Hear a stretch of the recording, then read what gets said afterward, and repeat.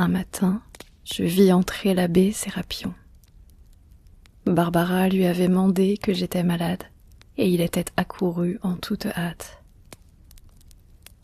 Quoique cet empressement démontrât de l'affection et de l'intérêt pour ma personne, sa visite ne me fit pas le plaisir qu'elle m'aurait dû faire. L'abbé Sérapion avait dans le regard quelque chose de pénétrant et d'inquisiteur qui me gênait. Je me sentais embarrassée et coupable devant lui. Le premier, il avait découvert mon trouble intérieur, et je lui en voulais de sa clairvoyance. Tout en me demandant des nouvelles de ma santé d'un ton hypocritement mielleux, il fixait sur moi ses 2 jaunes prunelles de lion et plongeait comme une sonde ses regards dans mon âme. Puis il me fit quelques questions sur la manière dont je dirigeais ma cure, si je m'y plaisais, à quoi je passais le temps que mon ministère me laissait libre, si j'avais fait quelques connaissances parmi les habitants du lieu, quelles étaient mes lectures favorites, et 1000 autres détails semblables. Je répondais à tout cela le plus brièvement possible, et lui-même, sans attendre que j'eusse achevé, passait à autre chose. Cette conversation n'avait évidemment aucun rapport avec ce qu'il voulait dire. Puis, sans préparation aucune, et comme une nouvelle dont il se souvenait à l'instant et qu'il eut craint d'oublier ensuite, il me dit d'une voix claire et vibrante qui résonna à mon oreille comme les trompettes du jugement dernier. La grande courtisane Clarimonde est morte dernièrement, à la suite d'une orgie qui a duré 8 jours et 8 nuits. Ça a été quelque chose d'infernalement splendide. On a renouvelé là les abominations des festins de Balthazar et de Cléopâtre. Dans quel siècle vivons-nous, bon Dieu? Les convives étaient servis par des esclaves parlant un langage inconnu et qui m'ont tout l'air de vrais démons. La livrée du moindre d'entre eux eût pu servir d'habit de gala à un empereur. Il a couru de tout temps sur cette Clarimonde de bien étranges histoires, et tous ses amants ont fini d'une manière misérable ou violente. On a dit que c'était une goule, un vampire femelle, mais je crois que c'était Belzébuth en personne. Il se tut et m'observa plus attentivement que jamais pour voir l'effet que ces paroles avaient produit sur moi. Je n'avais pu me défendre d'un mouvement en entendant nommer Clarimonde, et cette nouvelle de sa mort, outre la douleur qu'elle me causait par son étrange coïncidence avec la scène nocturne dont j'avais été témoin, me jeta dans un trouble et un effroi qui parurent sur ma figure, quoi que je fisse pour m'en rendre maître. Sérapion me jeta un coup d'œil inquiet et sévère, puis il me dit « Mon fils, je dois vous en avertir, vous avez le pied levé sur un abîme, prenez garde d'y tomber. Satan a la griffe longue, et les tombeaux ne sont pas toujours fidèles. La pierre de Clarimonde devrait être scellée d'un triple sceau, car ce n'est pas, à ce qu'on dit, la première fois qu'elle est morte. Que Dieu veille sur vous, Romuald. » Après avoir dit ces mots, Sérapion regagna la porte à pas lents, et je ne le revis plus, car il partit pour la ville de S presque aussitôt. J'étais entièrement rétablie et j'avais repris mes fonctions habituelles. Le souvenir de Clarimonde et les paroles du vieil abbé étaient toujours présents à mon esprit. Cependant, aucun événement extraordinaire n'était venu confirmer les prévisions funèbres de Sérapion, et je commençais à croire que ses craintes et mes terreurs étaient trop exagérées. Mais une nuit, je fis un rêve. J'avais à peine bu les premières gorgées du sommeil, que j'entendis ouvrir les rideaux de mon lit et glisser les anneaux sur les tringles avec un bruit éclatant. Je me soulevai brusquement sur le coude, et je vis une ombre de femme qui se tenait debout devant moi. Je reconnus sur le champ Clarimonde. Elle portait à la main une petite lampe de la forme de celle qu'on met dans les tombeaux, dont la lueur donnait à ses doigts effilés une transparence rose qui se prolongeait par une dégradation insensible jusque dans la blancheur opaque et laiteuse de son bras nu.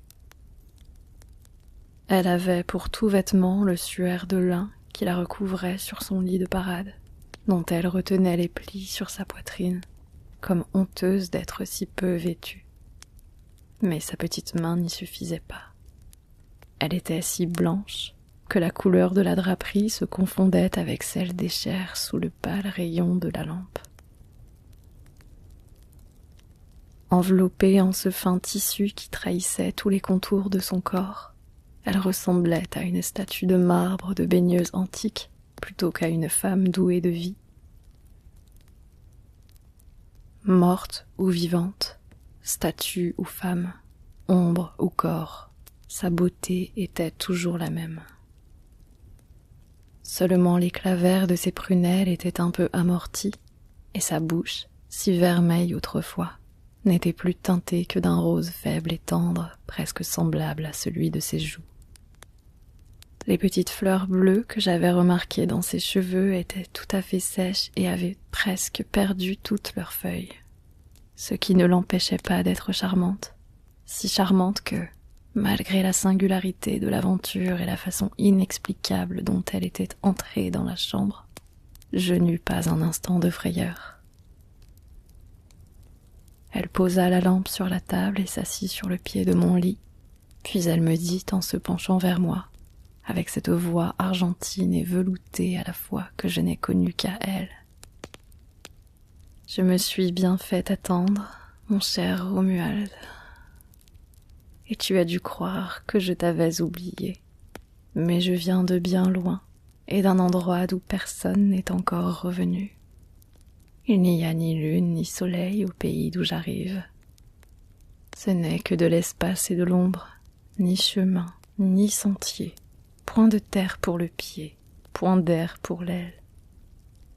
Et pourtant me voici, car l'amour est plus fort que la mort, et il finira par la vaincre.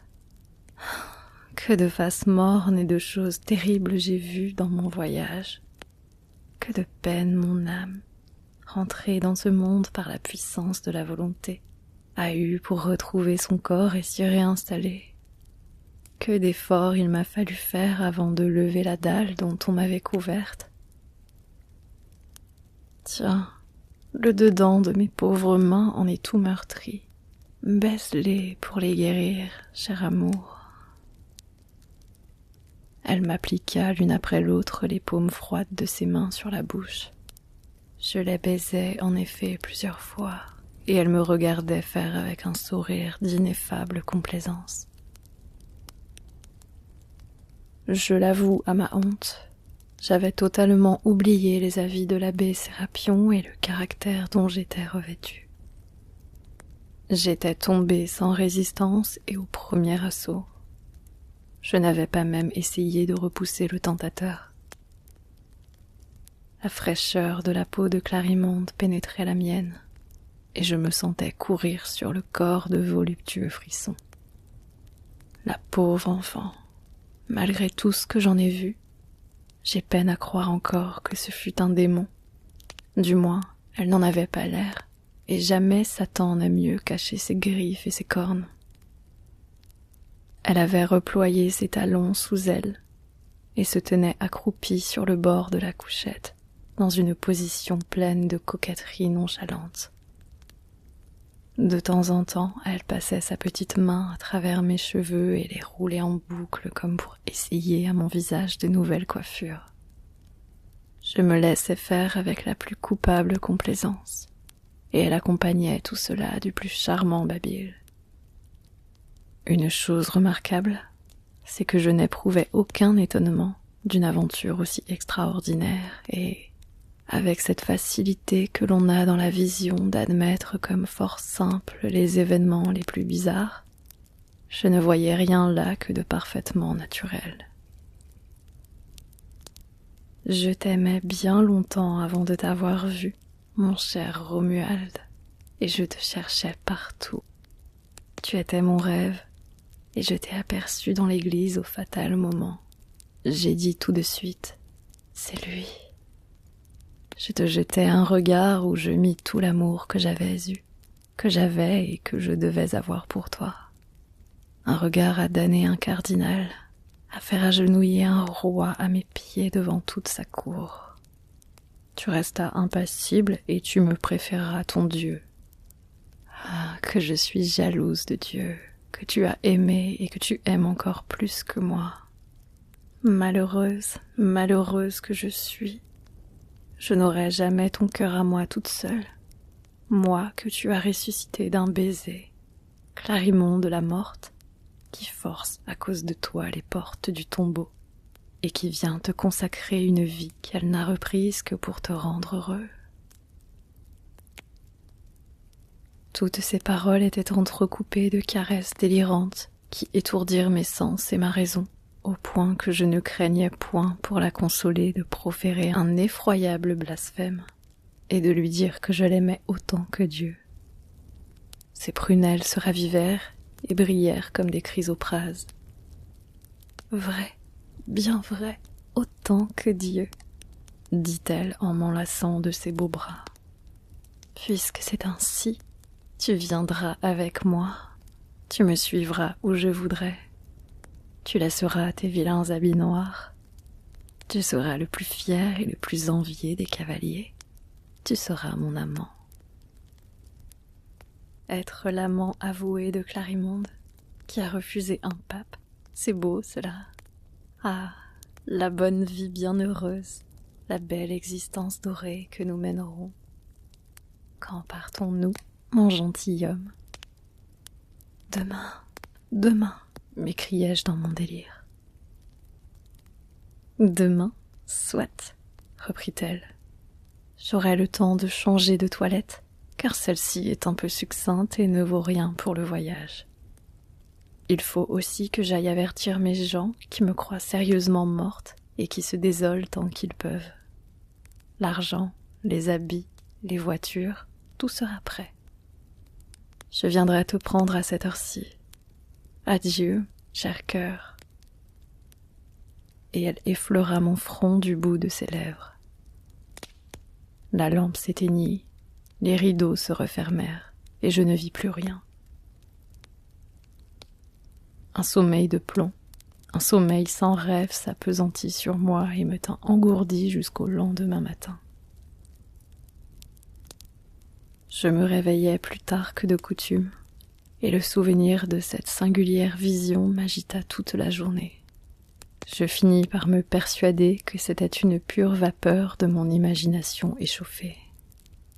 Cependant, les sensations avaient été si vives qu'il était difficile de croire qu'elles n'étaient pas réelles, et ce ne fut pas sans quelque appréhension de ce qui allait arriver que je me mis au lit, après avoir prié Dieu d'éloigner de moi les mauvaises pensées et de protéger la chasteté de mon sommeil.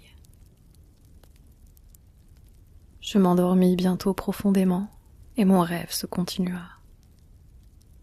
Les rideaux s'écartèrent, et je vis Clarimonde, non pas comme la première fois, pâle dans son pâle suaire et les violettes de la mort sur ses joues, mais gaie, leste et pimpante, avec un superbe habit de voyage en velours vert, orné de ganses d'or, et retroussé sur le côté pour laisser voir une jupe de satin. Ses cheveux blonds s'échappaient en grosses boucles de dessous un large chapeau de feutre noir, chargé de plumes blanches capricieusement contournées. Elle tenait à la main une petite cravache terminée par un sifflet d'or. Elle m'en toucha légèrement et me dit « Eh bien, beau dormeur, est-ce ainsi que vous faites vos préparatifs? Je comptais vous trouver debout. Levez-vous bien vite. Nous n'avons pas de temps à perdre. » Je sautai à bas du lit. « Allons, habillez-vous et partons, » dit-elle en me montrant du doigt un petit paquet qu'elle avait apporté. « Les chevaux s'ennuient et rongent leurs freins à la porte. Nous devrions déjà être à 10 lieues d'ici. » Je m'habillai en hâte, et elle me tendait elle-même les pièces du vêtement, en riant aux éclats de ma gaucherie et en m'indiquant leur usage quand je me trompais.